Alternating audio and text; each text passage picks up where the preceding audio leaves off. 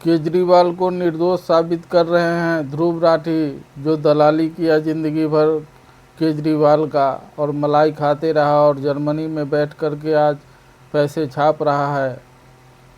पूरा वीडियो देखिए। ये शायद से देश के इतिहास का पहला ऐसा करप्शन स्कैम था जहां सरकारी रेवेन्यू बढ़ गया। करोड़ों रुपए के मनी ट्रेल को साबित करने के लिए सीबीआई ने पेंसिल से लिखे लूज कागज के सबूत बनाए।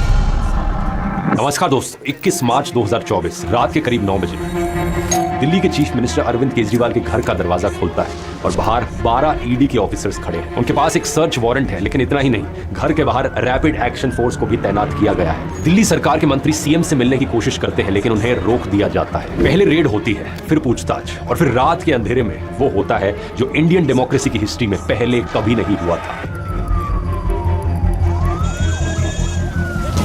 एक सिटिंग चीफ मिनिस्टर को गिरफ्तार कर लिया जाता है। The sitting chief minister of Delhi, Mr. Arvind Kejriwal, has been arrested. अगले 10 दिन ईडी कस्टडी, उसके बाद तिहाड़ जेल। ये सब हुआ एक लिकर पॉलिसी की वजह से।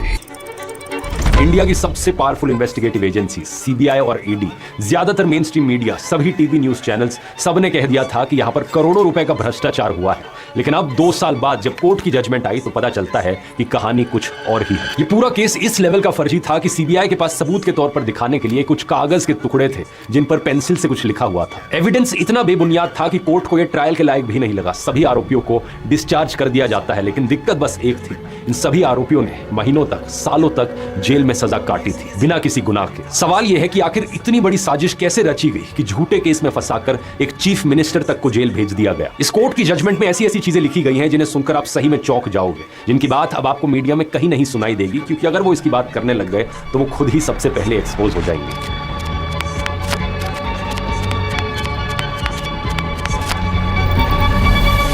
ये कहानी असलियत में शुरू होती है 11 फरवरी 2020 को, जब पहली खतरे की घंटी बजी थी। किसके लिए बजी थी ये आप जल्द ही जान जाओगे। इस दिन दिल्ली विधानसभा चुनावों के नतीजे आए थे और आम आदमी पार्टी ने 70 में से 62 सीटें जीतकर दूसरी बार सरकार बनाई थी। दिल्ली वालों, गजब कर दिया आप लोगों ने। ये जीत बड़ी खास थी क्योंकि 2015 में पहली जीत को शीला दीक्षित के खिलाफ एंटी इनकम्बेंसी कहकर डिसमिस किया जा सकता। राठी, अभी चल रहा है युद्ध इजराइल, ईरान, अमेरिका के बीच। तो तुम कहाँ पर हो केजरीवाल के चक्कर में? तुम भी तो ये बताओ जनता को, भारत की जनता को, कि युद्ध चल रहा है, किसका कितना नुकसान हुआ, किसका कितना फायदा हुआ, कौन देश किसको दे रहा है, नहीं दे रहा है। तू तो जर्मनी में बैठ के ऐश कर रहा है। तुम अपने चमचों को बताओ युद्ध के बारे में, युद्ध के बारे में ज्यादा जानना चाहेंगे। को मुद्दा बनाकर इलेक्शंस को कहाँ केजरीवाल के चक्कर